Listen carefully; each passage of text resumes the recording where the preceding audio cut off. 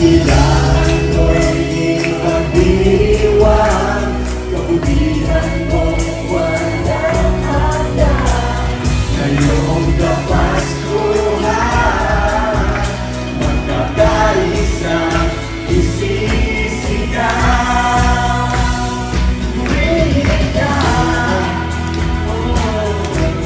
maghari ka, walang ka, dakila ka. Si Kristo ang mensahe ng Pasko. Mahalan, magbigayan, magsaya, magkakasa. Magmahalan, magbigayan, magsaya, magkakasa. Magmahalan, magbigayan, magsaya, magkakasa. Magmahalan, magbigayan, magsaya, magkakasa. Kristo ang mensahe ng Pasko. Bumili ka, maghari ka.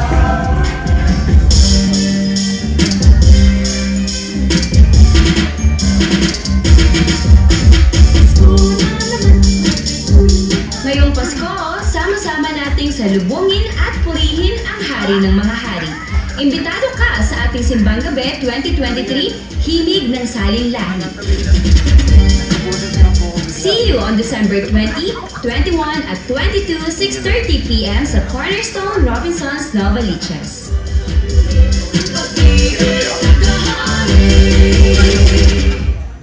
Alright, Merry Christmas everyone! Merry Christmas! Grabe po sa Pilipinas, no? 3 buwan po tayo nagbabatian ng maligayang Pasko. But still, we are so grateful po sa celebration of Christmas. And by the way, hindi po kayo naligaw ng service. Welcome to our 10:15 a.m. service. Ako po si Pastor Sheila and ako po muna ang magsasubstitute po kay Pastor Eileen and kay Pastor Alfred. Dahil po sila po ay may kailangan pong gawin sa ating location sa San Jose del Monte. So, ako po ay usually pong na-assign sa ating 8 a.m., 1 p.m., and 5. Pero dahil po, sino po dito, andito kayo last week, napakinggan nyo yung series natin na Christmas series. Last week, nandito po kayo, pwede po ba makitama? Ang topic po natin ay willingness, about po kay Mary. So dahil po ang topic natin ay willingness, nung tinanong po ako ni Pastora Eileen kung willing ba akong mag-preach po ng 10 a.m. kahit alam ko po na grabe po ang ating 10 a.m. service, sinabi ko po, sige po, Tita Ay, ako po ay willing. So ang willingness po natin, maraming pagdadalhan sa atin ng Lord, but at the same time, marami rin po siyang i-open up po sa atin as we become willing. And before we start po, can I ask everyone po to join me in prayer? Kasi po sa location po natin sa San Jose ngayon, medyo nagkakaroon po sila ng problem. So, isama po natin sila sa panalangin as we start this sermon. Let's pray po. Heavenly Father, we are so grateful, Lord God, that your presence is here in this place. We know, God, that whenever, Lord God, your people gathers, Lord God, that, Lord, you are in our midst, Lord God. And Father, right now, as we come before you, Lord God, with confidence, knowing that we are your children, Lord God, and with humility, Panginoon, we pray, God, na buksan mo ang aming mga isipan, buksan mo ang aming puso, Lord God, as we listen to you. And Lord, we also take time, Lord God, to lift up, Lord God, our services, Lord God, in San Jose del Monte, Lord God. I pray, Lord, whatever works of the enemies, Lord God, that is going right now, God, will be canceled in the name of Jesus. And I pray, God, for your wisdom, Lord God, over our leaders, Lord God, over our admin, Lord God, so that this thing, Lord God, will be, Lord God, resolved immediately, Father, and your work, Lord God, in that area, Lord God, will be continued, Lord God. We also take time, Lord God, to lift up our kids' Christmas party, Panginoon, sa baba. I pray, Lord God, na hindi lang sila mag-enjoy, pero Lord, maramdaman nila, Panginoon, na ikaw ay kasama nila, Panginoon, at ikaw ang tunay na diwa ng Pasko. Ikaw ang tunay na mensahe ng Pasko. And Lord, you are welcome to do whatever you want to do, Lord God, in this service, Lord God. I pray, Lord God, that as we look to you, Father, I pray that we will see, Lord God, more of you, Lord God, and more of your will for our lives. In the name of Jesus, we pray. Amen and amen. Pwede mo ba palakpakan natin ang Panginoon? Yes, Paskong-Pasko na po, diba? Uso na ang bakasyon, but we are so happy, nakasama pa rin po namin kayo.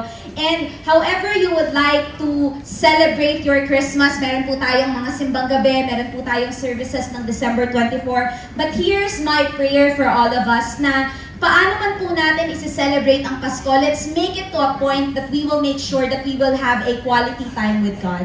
Kasi maaari pong ma-distract tayo sa napakaraming bagay pero na-miss out natin yung panahon kung saan muli sa ating pinapakita ng Lord na ang kanya pong pagkabuhay ay napaka-powerful na mensahe po para sa bawat isa sa atin. Kaliwat kanan na rin po ang ating mga celebrations. Meron po ba dito, suki po kayo ng mga raffle? Di ba? Meron po kami kahapon, nagkaroon po kami ng Christmas party sa Praise and Worship, sa iba't ibang mga ministries natin sa simbahan. And grabe po yung mga nag-uwi ng mga grand raffle. Pero sabi nga po nila, di ba, habang may buhay, may pag-asa. Di ba? So kung hindi pa man po kayo nakaka-receive ng aguinaldo or blessing ngayong Pasko, may pag-asa pa po. And even sa atin pong pagtatapos ng taon, meron na lang po tayo, alam niyo po ba, 15 days na lang bago mag 2024, di ba? Parang inisip ko, Lord, hindi pa ako handa mag 2024, pero meron pa pong natitirang araw para po na inhanda para sa atin ang Panginoon. Pwede po bang sabihin nyo, or can you repeat after me, habang may buhay, may pag-asa. But I want to challenge us today and to take it to another level na habang ang Diyos ay buhay, may tunay na pag-asa. Amen? Amen. Yung pag-asa natin, hindi nakabase sa mga sitwasyon natin, hindi nakabase sa atin, hindi nakabase sa ibang tao, pero sa Diyos na nagbibigay ng tunay na pag-asa. Ibig sabihin po, walang kahirapan, walang kalungkutan, walang kabiguan po, or kahit ano paman, kahit po kamatayan ang makakapag-alis ng pag-asang ito sa atin. At sa pagpapatuloy po ng ating Christmas series, titingnan natin ang shepherds as the hope bearers of Christmas. The shepherds, the hope bearers of Christmas. Na ano ba tong hope na dala-dala nila? Ano ba tong dala-dala natin na pwede natin i-celebrate or pwede natin ibahagi ngayong Pasko? Dalawang bagay pong pag-uusapan natin ngayong umaga. Number 1 is what is our hope? And number 2 po, who are we as hope bearers? Basahin po natin ang Luke chapter 2 verse 8 to 18. And it says, "And there were shepherds living out in the fields nearby, keeping watch over their flocks at night." Nung binabasa ko po ito, I was reminded of those people na ngayong Pasko ay kailangan magpumunta sa kanilang mga trabaho, di ba? This is just like an ordinary day for these shepherds. Pero, God had made it to a point kung saan yung ordinary sa kanila naging extraordinary. And let me challenge you, let me encourage you that even in our ordinary days, in our mundane things sa buhay, kaya pong baguhin ng Panginoon iyon. Amen? Verse 9, "An angel of the Lord appeared to them, and the glory of the Lord shone around them, and they were terrified." Dalawang weeks na po natin nakikita kung ano yung nangyayari kapag nag-show up po ang angel or ang glory po ng Panginoon before the people. But the angel said to them, "Do not be afraid, I bring you good news that will cause great joy for all the people. Today in the town of David, a Savior has been born to you. He is the Messiah, the Lord. And this will be a sign to you. You will find a baby wrapped in cloths and lying in a manger." Ito po yung pinaka-kabisado natin na nativity scene, kung saan ang Panginoong Jesus po ay nasa manger. "Suddenly, a great company of the heavenly host appeared with the angel, praising God and saying, 'Glory to God in the highest, and on earth, peace to those on whom His favor rests." So imagine niyo po, una, isang anghel ang nagpakita sa mga shepherds, then eventually, napalibutan po sila ng napakaraming angels. So ganun po ka-glorious po ang encounter na to. And they heard them saying, "Glory to God in the highest heaven." When the angels had left them and gone into heaven, the shepherds said to one another, "Let's go to Bethlehem and see this thing that has happened, which the Lord has told us about." So they hurried off and found Mary and Joseph and the baby who was lying in the manger. And when they had seen him, they spread the word concerning what has been told them about this child. All who heard it were amazed and at what the shepherds said to them. So alam po natin that Christmas is all about Jesus. Amen? And this message po, or this life, hindi lang po ang birth ni Jesus, but even His whole life is all about the message of hope. Isa pong mensahe ng pag-asa. At alam niyo po ang good news para sa atin? This is not just good news, or this is not just a message of hope para sa mga Israelites, pero mensahe din po ito ng pag-asa para sa atin. Sa atin po na, alam niyo na minsan pakiramdam natin, we are the unlikely recipients po ng mensahe ng Panginoon or ng pag-asa ng Panginoon. Pero katulad po ng mga shepherds, di ba? Hindi po sila ang pinaka-best na messengers sa paningin natin. Hindi sila very common, hindi sila yung parang, alam niyo po yun, kumbaga sa ranking po sa opisina, hindi sila yung parang nag-e-excel, hindi sila yung nandun sa executive, hindi sila yung kilalang-kilala, pero sila po ay pinili ng Panginoon. Not just for the religious, but for every person. Not just for the good people, but even for the sick. Sabi po ng Panginoon later in the gospel that He has not come, or the doctor is not there for the well people, but for the sick or for those unwell. And this story po reveals that the shepherds, kahit po sila ay commoners, they are the first people who saw Jesus when He was lying in the manger as a baby, which makes them the first hope bearers of Christmas. Imagine niyo po, kayo ang unang nakakita, sila ang unang nakakita sa ating Panginoong Jesus. For many years, for centuries, ipinapangako itong Messiah, ipinapangako itong Diyos, and all of a sudden, nakita po nila. Parang ganito ko sa atin, di ba? Maraming mga movies na nagpakita, kumbaga nag-entice sa atin that there will come a time kung saan ang mga kotse ay makikita natin na lumilipad na. Diba? Hindi na sila nasa kalsada, lalo na po ngayon, diba? Kakaiba po yung traffic. Diba? Parang minsan hihilingin mo na lang, Lord. Diba? Bigyan mo na lang kami ng wings. Hindi, joke lang po. Okay, so pero diba? Parang ang daming nangyayari. Pero what if ikaw yung unang tao na makakasakay dun sa kotse na yun? Diba? Ano yung pakiramdam natin? But here, we're not talking about just physical things. We're not just talking about these inventions, but we are talking about the very God that we are worshiping who came down here on earth. They were the first bearers of Christmas. Tayo po, hindi man natin nakita una si Jesus nang siya po ay pinanganak. Pero the moment po that we believed in Christ, tayo po as Christians, we may not be first-handed witnesses of the birth of Jesus, but we are modern-day hope bearers of this world. Bakit po? When we believe in Christ, when we believe in His birth, in His death, and even in His resurrection, tayo po ang naging tagadala ng pag-asa po na ito. So, what can we learn from this? Ano po yung hope na meron tayo? Number one, our hope brings joy to all people. Our hope brings joy to all people. Verse 10 says, the angel said to them, do not be afraid. I bring you good news that will cause great joy for all the people. Sa Greek term po, ang good news ay evangelion or evangelion, which used for major announcements or significant events in the Greco-Roman world. Ibig sabihin po, pag may bago silang ruler, pag may bago silang hari, ito po ang ginagamit nila. Kumbaga, ibinabahagi po nila yung good news, yung mabuting balita. Another use po ng term na ito ay ginagamit din kapag nananalo po sila sa victory. Kapag may maganda pong balita. Kumbaga sa atin, di ba? Kung i-contextualize natin, kumbaga sa communities natin, imagine niyo po, nakapasa yung kamag-anak nyo sa bar exam, di ba? Yung mga licensed teachers natin, bagong licensed teachers natin, kakapasa lang. Ano pong ginagawa natin? Nagpapatarpaulin po tayo, nagkakaroon po tayo ng celebration. And kapag meron pong announcement na ganito, masaya ang lahat. But here, dito po sa gospel, the evangelion or the good news that the angel brought is not just any other announcement. Hindi lang po siya basta-basta na may bagong hari or may victory po na natanggap, but this good news is the ultimate good news because it is the good news about the birth of the ultimate ruler who will not just bring military victory but triumph against sin and death.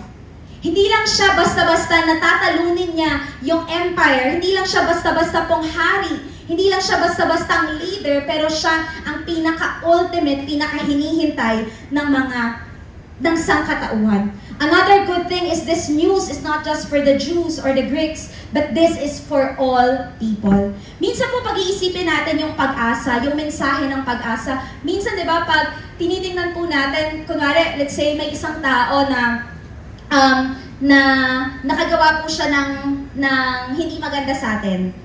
Diba? And for example, the relationship was broken. Sometimes we think about if this person deserves another chance. If this person deserves that hope, if this person deserves that, alam niyo po, yun yung pag-asa or yung panibagong chance para po ma-restore yung relationship. And alam niyo po, pagdating sa atin, yung pag-asa na binibigay ng Lord, hindi po nakabasa sa atin.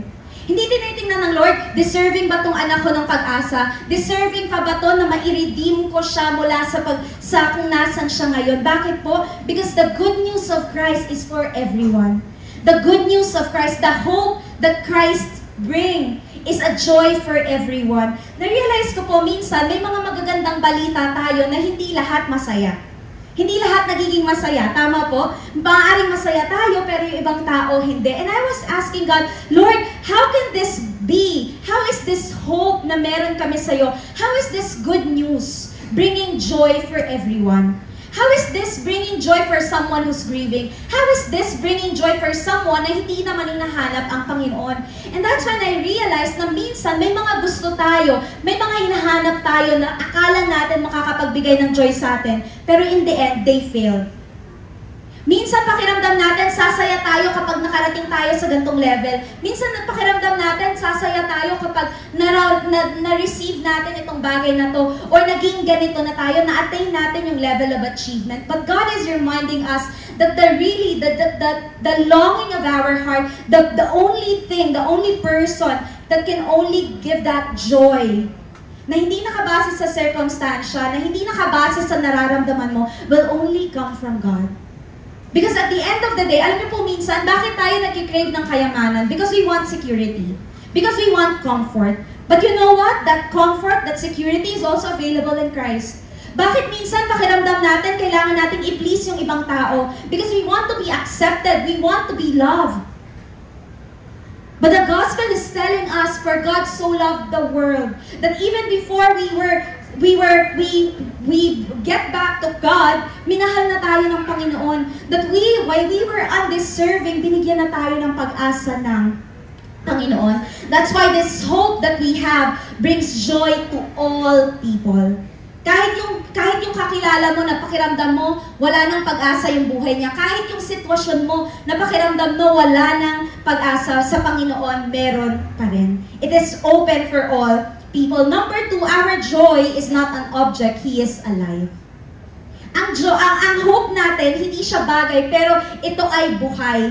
In this age po, or in this era, where people sees empire, wealth, and religious standing as their source of hope, God sent His Son.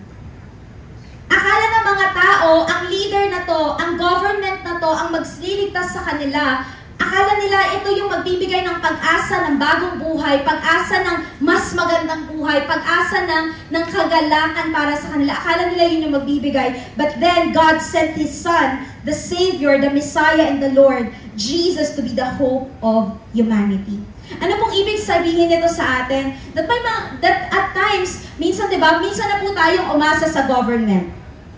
Minsan na tayo umasa na magdadala ng pagbabago yung government natin. But at the end of the day, ilang administrasyon na yung nangyari, we still see, diba, na hindi pa rin na-attain yung inaasahan natin. Now, I'm not saying na hindi kayang gamitin ng Lord ang government natin. Yes, it is in the Bible that we should pray for it, but minsan nakakalimutan natin, baka nilalagay na natin yung pag-asa natin sa tao at hindi na sa Diyos na nag-appoint sa kanila.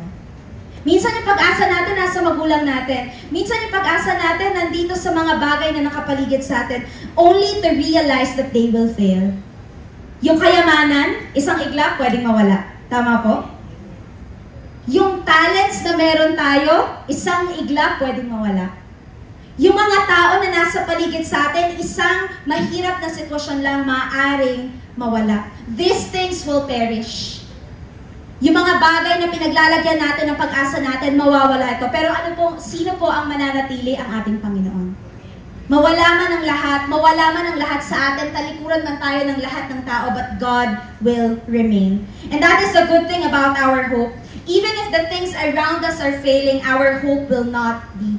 Because our hope is alive. Amen? Amen. Sino po dito naniniwala ka na buhay ang ating Diyos? Amen. At dahil buhay ang Diyos, may pag-asa tayo. Amen. Hindi nakabase lang sa buhay natin. And this is something po that I've realized, especially, alam niyo po minsan kapag Pasko, di ba, dito natin naaalala yung mga mahal natin sa buhay na nauna na sa Lord or pumanaw na. And I was asking the Lord na minsan, although ang papa ko po, matagal na po siyang nawala, pero I was asking the Lord, Lord, paano yung mga tao na ngayon lang or very fresh pa sa kanila yung grieving, very fresh pa sa kanila itong nararamdaman na yung kalungkutan nila dahil sa nawala nilang mahal sa buhay. Paano sila magsa-celebrate ng Pasko?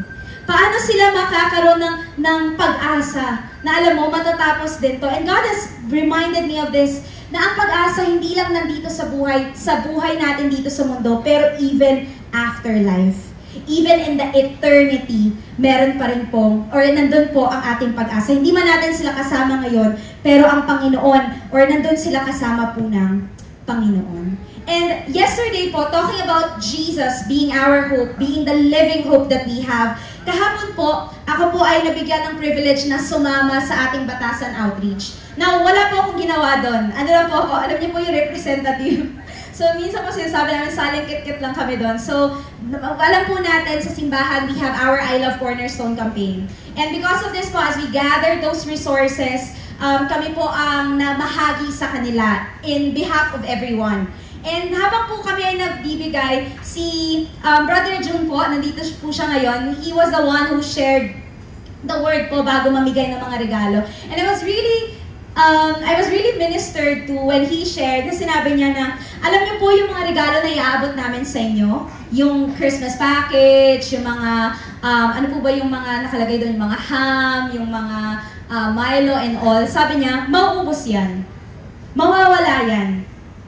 Or kung hindi nyo man gagalawin yan, magde-depreciate yung value niyan. Tama po, di ba? Inflation, kakaiba po ngayon. Pero sabi niya, yung tunay na regalo ng pag-ibig ng Diyos, yung pag-asa na meron tayo sa Panginoong Hesus, yung katotohanan na matatagpuan lamang sa Kanya, na ang buhay na walang hanggan ay nasa Kanya lamang, yun yung bagay na hindi magde-depreciate.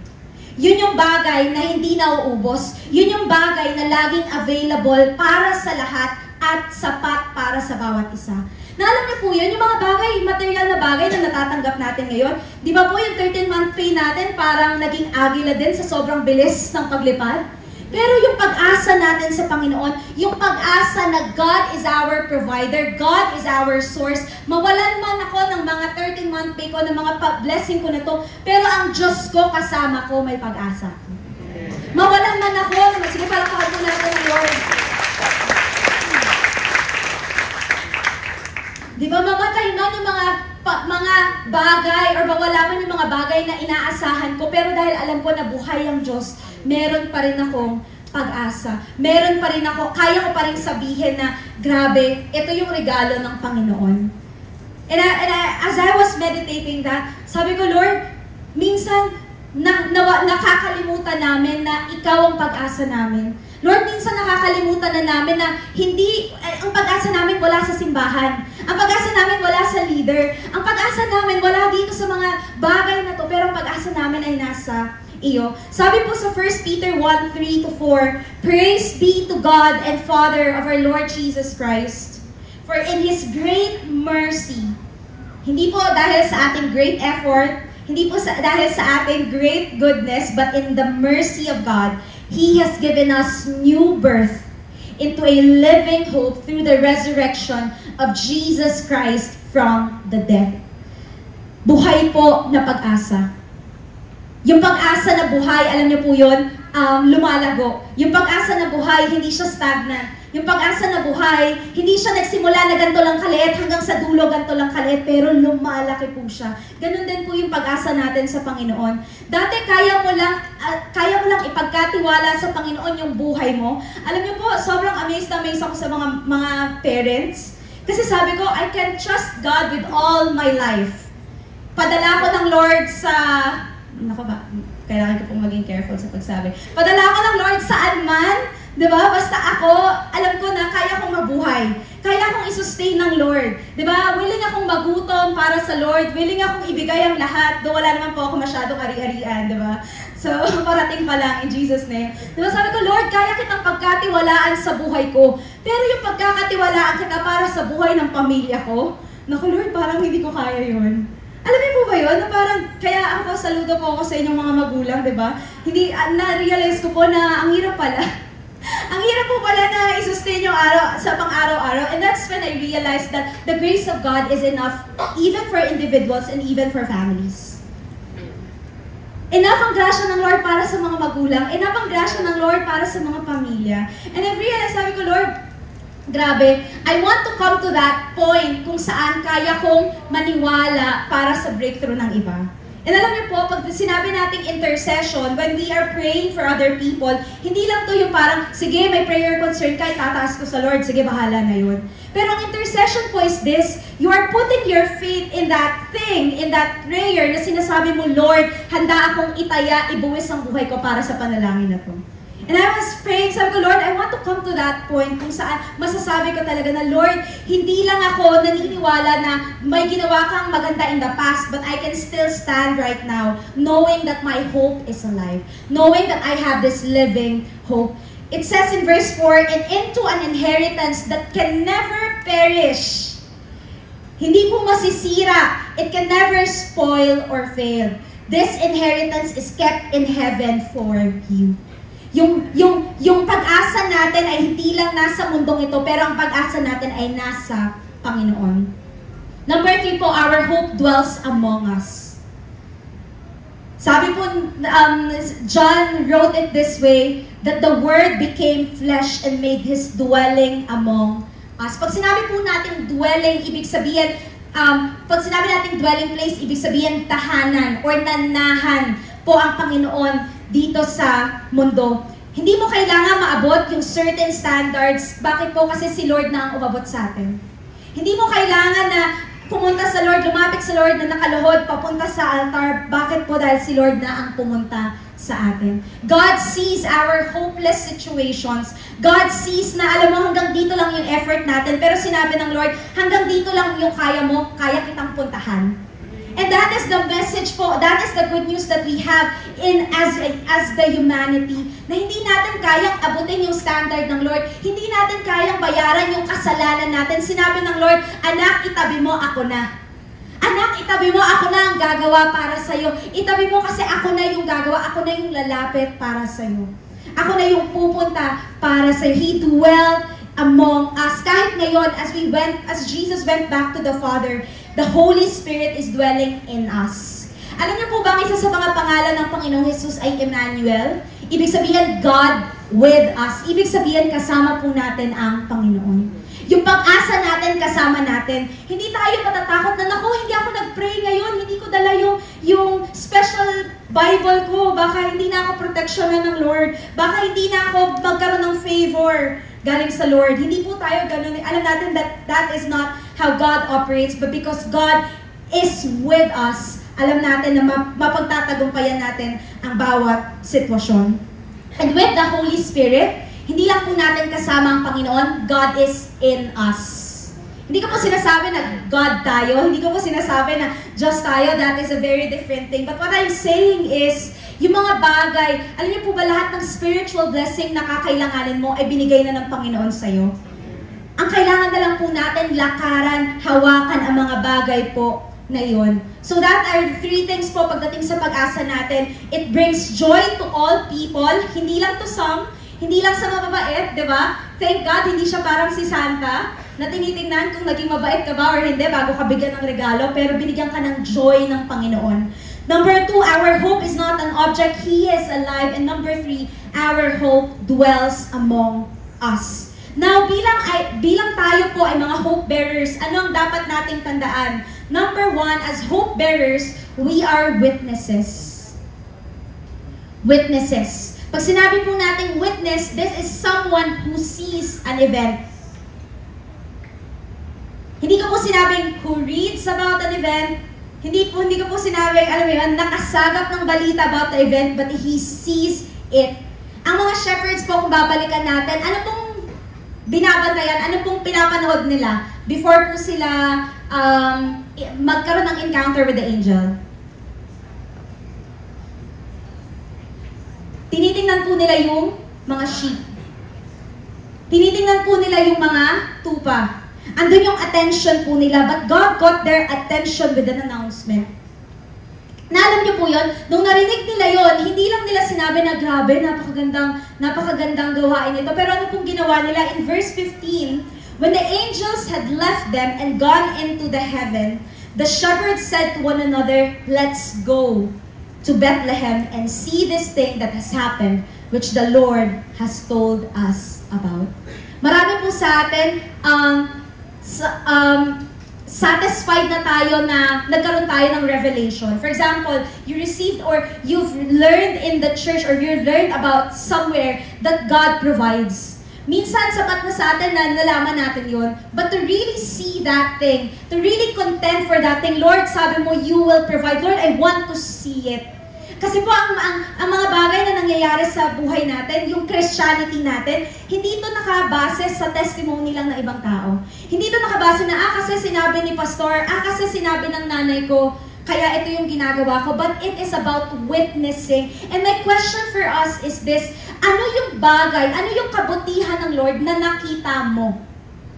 Hindi sinabi ng ibang tao, hindi sinabi ng nanay mo, hindi sinabi ng leaders mo, pero yung nakita mo. And I know many of us, all of us have testimonies. Tama po? Bawat isa sa atin meron tayong testimony kung paano tayo binago ng Panginoon, but that testimony doesn't end there. Hindi lang po nagtatapos ang testimony natin na niligtas tayo ng Lord mula sa kasalanan. Now, how can we see the goodness of God? Recently, within this month, within this week, ano yung nakita mong kabutihan ng Panginoon? Because revelation is necessary. It is necessary in our walk with God. But what we do after receiving that revelation is also important. Imagine niyo po, ano kaya mangyayari sa mga shepherds kung narinig nila, diba, na yes, dumating na ang Messiah, dumating na ang pag-asa ng bayang Israel, dumating na ang pag-asa ng buong mundo. And sinabi nila, okay, sige, na-receive na namin yun, tara, next. Diba? Pero ano pong ginawa nila? They went there. And the question for us is, are we still willing to go and see that the Lord is good? Are we still willing to see and go? Na alam mo, yung mga bagay na pinagpipray mo, pwede talaga siyang mangyari. Bakit? Kasi makapangyarihan ng ating Panginoon. Are we still willing to wait longer in the presence of God? Di ba, minsan po pag nagpipray tayo, sobrang bilis. Walang problema po doon. But are we willing to stay and say, Lord, ano gusto mong sabihin sa akin? Kasi dami po natin gustong sabihin sa Lord. Pero yung sasabihin naman ng Panginoon sa atin, hindi tayo willing makinig. Are you still willing to go and see, to pray for another person to see healing? If we're praying for restoration po ng ating relationships, are you willing to go and see kung paano mag-unfold ang kapangyarihan ng Panginoon when you start that difficult conversation? Because only if you're willing to see those things can we be effective hope bearers. There was this time po kung saan nag-host po tayo ng mga leaders po from a church in Australia. And then, when we were hosting them, syempre po, di ba, pag sa ibang bansa, di ba, ano pong usual na mga topics natin? Syempre, bibida mo yung Pilipinas, di ba po? So, ako, being the good Filipino citizen that I am, binibida ko po sa kanila kung saan sila pwedeng pumunta, and all, and stuff. And this was a time po kung saan parang kaka-graduate ko pa lang, hindi po ako, during that time, nahilig mag-travel. And I was talking to this person, na sinasabi ko sa kanya, maganda sa Palawan, di ba? Kasi, ano po bang mga nasa Palawan, yung underground river and stuff. So, pinopromote ko po talaga ng bongga yung Pilipinas. Pero, nung di ako todo promote po ako, tinanong niya ako, sabi niya, have you been there? Have you seen it? I was like, Grabe. Di ba may mga bagay na convinced tayo dahil nabasa natin, dahil narinig natin, or dahil ito yung common, pero kapag tinanong, naranasan mo ba talaga yun? Di ba? If you're saying to a person that God is good, naranasan mo ba talaga that God is good? If you're saying that there is hope in Jesus, naranasan mo ba talaga yung hope na yon na nakay Jesus? Bakit po? Kasi ito yung gusto ng Panginoon sa atin. Hindi lang yung alam natin yung mga bagay, pero nararanasan natin siya. Now I know the testimonies of other people are powerful, but God doesn't want us na mag-rely lang sa testimony ng iba. Sabi po sa Psalm 34:8, taste and see that the Lord is good. Not just know, not just listen, but taste and see, experiential. Diba? Kaya, nung may time po, nag-connect kami nung kaibigan ko na, yun nga po yung pinagpapromotan ko po ng Palawan. Nagka-connect po kami sa Instagram. And this time po, ang pinopromote ko na po sa kanya, Boracay. Diba? So, nung tinanong niya na ako, anong maganda sa Boracay, ay pwede ko na pong sabihin ko anong maganda sa Boracay kasi nakapunta na po ako doon. And minsan, when we want to share that hope, or we want to stay, na alam mo, sa Panginoon may pag-asa, gusto rin ng Panginoon na maranasan natin yun. Gusto rin ng Panginoon na hindi lang tayo puro salita, pero tayo mismo ang nakaranas ng kabutihan ng Lord. Blessed is the one who take refuge in Him. And maybe this season, maybe this Christmas, God is telling us, or God wants us to ask Him, Lord, open my eyes. Yung testimony mo 10 years ago, powerful yun. Pero alam niyo po, gumagalaw pa rin ang Panginoon ngayon. Amen? Nung nasa Wales po ako, it was considered to be the land of periodic revivals. Pero may mga parts po ng Wales na parang napapaisip ka na parang, Lord, andito ka ba talaga? Diba? Pero alam niyo po, na-realize ko that, yes, may ginawang magandang bagay ang Lord in the past, pero kaya niya pa rin maggawa or magkaroon ng revival ngayon. Yung mga testimonies natin in the past, pwede pa rin lagpasan at pantayan ng Panginoon ang bagay na yun. Because ngayon, alam natin na hindi lang ito katang isip, hindi lang to sinabi ng iba, pero naranasan mismo natin. So as hope bearers, we should be witnesses. Number 2, hope bearers bear witness. Hope bearers bear witness. Verse 17 says, when they had seen Him, they spread the word concerning what had been told them about this child. And all who heard it were amazed at what the shepherds said to them. Hindi lang po din tumigil ang mga shepherds na nakita nila, na nasaksihan nila yung magandang bagay po na pinakita ng Panginoon, but they immediately shared the word, which is the good news to all people. At bakit po importante ito? Because to witness is different from bearing witness. Yung makita mo, iba siya doon sa ikaw naman ngayon yung nagdadala ng mensahe. Ikaw naman ngayon yung nagki-carry. Parang ganito po, imagine niyo po yung ring bearer. Diba? Tingnan po natin, diba? Yung ring bearer, meron siyang dinadala. Meron siyang hinahawakan. And the question for us today, ano ba yung hinahawakan mo? Ano yung dala-dala mo? Diba? Pag nagkaroon ng potluck kumbaga pagdating sa conversations yun ng mga kaibigan mo, ano yung dala mo? Diba? Dala mo ba yung pag-asa ng Panginoon? Dala mo ba yung kabutihan ng Panginoon? O may dala kang ibang chismis? Diba? Or may dala kang mas negativity pa? We have this responsibility to share the hope na natanggap po natin. Bakit po? Kasi kung kaya ng Lord na bigyan ka ng pag-asa, that hope is too little just for you.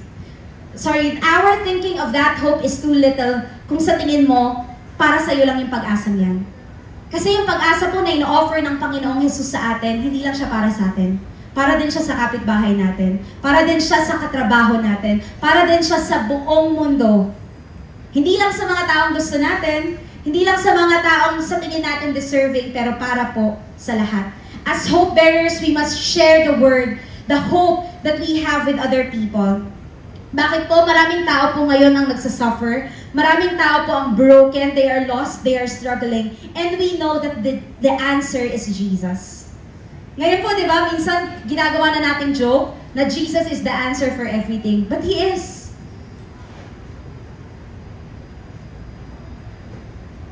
Nagpipray ka para sa freedom, magmula sa depression? Yes, malaking bagay po. I personally believe ginagamit ng Panginoon ng modern science. Pero wag nating tanggalin si Jesus sa equation. Because that science, that medicine can be without effect without Jesus. Sa bayan natin, sa Pilipinas, di ba? Alam ko po, many from my generation have really lost their hope para po sa Pilipinas. But I still believe Jesus is still the answer. Jesus is still the hope that we have. Sa family natin, sa mga kaibigan natin na napakalayo na sa Panginoon, Jesus is still something that they can hope on. A lot of us doubt if the testimonies that we have can truly bring hope to other people. But let's always remember na tulad po ng mga shepherds, it's not about us. Hindi po dahil lang sa atin, hindi po ito tungkol sa atin, it's about the move of God in the story of our lives. Yes, maaaring paulit-ulit kang, alam mo yun, nandun sa cycle ng brokenness, then you found your hope in the Lord, na nirestore ka. Then again, na-broken ka na naman, na parang, alam mo po yun, minsan parang paulit-ulit na lang. But even in that moment, God's move, God's power can still shine. Bakit po? Hindi dahil sa atin, pero dahil sa Panginoon. Hindi dahil sa kung ano yung vessel o anong klaseng lalagyan tayo, anong klaseng sisidlan tayo, pero dahil po sa bagay na nilalagay ng Panginoon sa atin. So why share our hope? Why should we be these hope bearers? Bakit kung may isang bagay po tayong dadalhin sa mga handaan, sa mga celebrations, sa mga circles natin, bakit ang pag-asa ng Panginoon? Or bakit si Jesus? It is because God is the only one who can make a valley of trouble into a door of hope. Kahit pakiramdam natin, wala na, tapos na yung kwento, pero sa Panginoong Jesus, laging may pintuan ng pag-asa na nakaabang para sa atin. At ganun din sa ibang mga tao. Minsan, hinihintay lang ng Panginoon yung mga katulad ng mga shepherds. Hindi sila top of their class, hindi sila, alam mo yon, hindi sila first choice ng marami. They are considered as outcast, pero pinili nilang puntahan, pinili nilang makita mismo ng mga mata nila na ito ang Panginoong Jesus. At nang nakita nila yon, hindi sila tumigil lang na nakatanggap lang sila, pero binahagi nila to. Ano man yung mga valley of troubles, valley of sorrow, valley of suffering na meron tayo or meron ng ibang tao, sa ang Panginoong Jesus lang ang makakapagbukas ng pinto ng pag-asa para sa kanila. Maraming mga tao nakikita nila ang buhay nila is an hopeless end. Wala na. Tapos na. Hopeless. Paulit-ulit kong sinubukan magbago pero bumabalik pa rin ako. May mga tao na they've been going through addiction, they were going through struggles again and again to the point na pakiramdam nila ito na yung normal. May kilala po ba kayong gano'n na nung una, nagrereklamo lang siya na mahirap ang buhay. Ngayon, parang pag nakikita niyo siya, hindi pa siya nagsasalita, parang pakiramdam niya na yung bigat ng buhay niya. Bakit? Kasi nakita niya na baka ganito na lang talaga. Baka ito na yung end. But in Christ, when we have Jesus, when we receive Christ, when we allow God to be our hope, when we stand in Him knowing na siyang pag-asa natin, ano man ang mangyayari, we have an endless hope. Hindi natatapos yung pag-asa natin, hindi nauubos, hindi, alam mo yun, hindi siya free trial lang, hindi siya yung in the end mag-e-expire, pero sa Panginoon, endless hope. Kahit pakiramdam natin, ito na yung end, pero sa Panginoon, sinasabi niya, anak, kaya ko pa rin gawan, kaya ko pa rin mag-move sa mga bagay na yan. Bakit? Because He is alive. Because Jesus is powerful. And as we conclude, just like the shepherds, we receive this hope. We receive Jesus for a reason. First, it is to find joy and freedom and rest. And like Jesus, in the life of Jesus, there's a bigger purpose para sa atin. Minsan, kailangan lang natin makita sa ibang perspective yung pag-asa na binibigay ng Lord. Pakiramdam natin yung pag-asa nasa ibang bansa lang. Pakiramdam natin yung pag-asa nasa gantong klase lang ng lifestyle. Pero sinasabi ng Panginoon, wala sa lifestyle, wala sa trabaho, wala sa ibang mga bagay ang pag-asa nasa akin. That's why today, if you have that situation wherein you need hope, wherein you need Christ, alam niyo po, bilang mga hope bearers, kahit isang bagay lang ang alam niyo na makapangyarihan ng Panginoon, it can change everything. Kahit isang bagay lang alam nyo na prayer still works because God still listens, it can change everything. Kahit paulit-ulit kang nananalangin sa pamilya mo, parang walang nangyayari, pero alam mo na sa Panginoon may nangyayari. He is working behind the scene. He is working beyond what we can do. Alam mo na ang pag-asa ay makikita. Again, yung pag-asa na meron tayo sa Panginoong Jesus, it was fulfilled when He was born here on earth. May pag-asa tayo in the future na alam natin, kahit na ikaw ang pinakamahirap na tao dito sa mundo, pero kapag ang puso mo ay sinurrender mo sa Panginoon, ikaw ay nagsilbi, pagdating sa langit, you will have the greatest treasure. Alam natin na kahit may mga sufferings, kahit may persecution dito sa mundo, pero kapag tumayo ka in your faith, you stand firm in your faith for Jesus, alam mo that in the end of this life, na i-welcome ka ng Panginoon and He will say, "Well done, my good and faithful servant." Yun yung pag-asa na meron tayo. But let me say that even today, even right now, because God is with us, because God is in us, we still have this hope. Mamaya po, kakanta tayo ng isang awitin na parang paulit-ulit lang. But here's one thing. Ipoproclaim natin ang pangalan ng Panginoong Jesus. Sa bawat sitwasyon na meron tayo, whether it's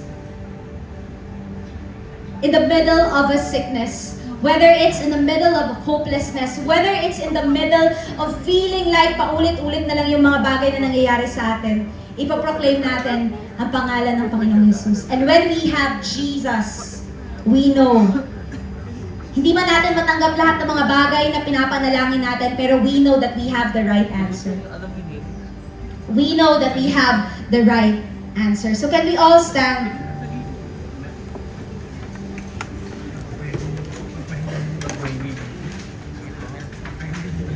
And just continue to meditate on this. That God has given you this hope. God has given you His life. That God has given you His greatest gift. And the challenge for us right now is, are you willing to be that ambassador for Christ?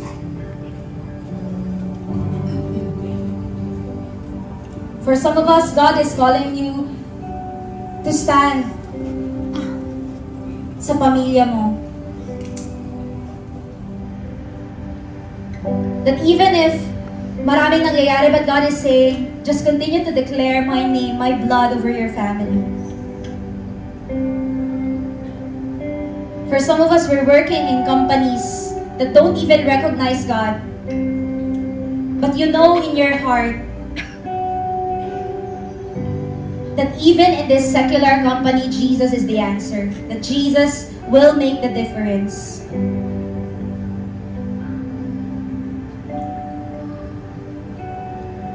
The challenge is, would you be willing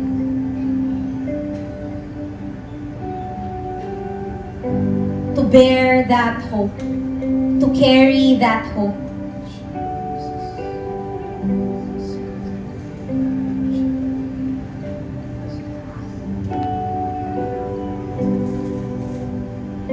To see the world in a different lens. Yes, ang daming nangyayari. And hope doesn't invalidate what we're going through. But it gives us something to hold on sa pangako ng Panginoon.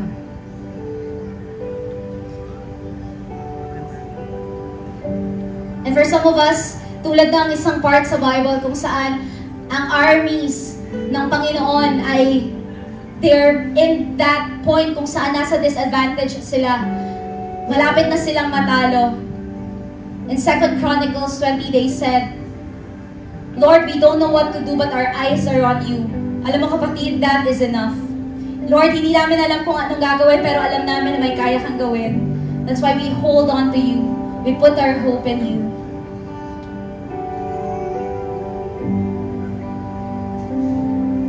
So if you want to respond into being the hope bearers this Christmas, to carry that hope, to carry that love, to carry Jesus,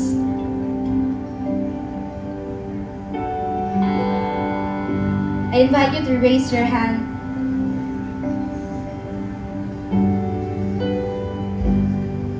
Just receive that hope. Ask the Lord, Lord, open my eyes. I want to see that living hope. I want to see you in my situation. I want to see you move in the middle of this. I want to see you, God, in your glory. I want to see your goodness, your mercy, even in this situation, so that I can say that, Lord, nakita kita. Thank you, Jesus.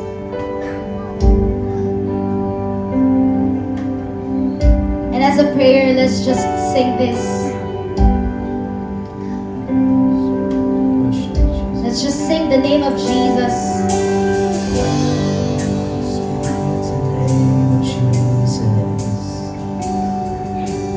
Over every heart and every mind, cause I know there is peace within your presence. I speak Jesus.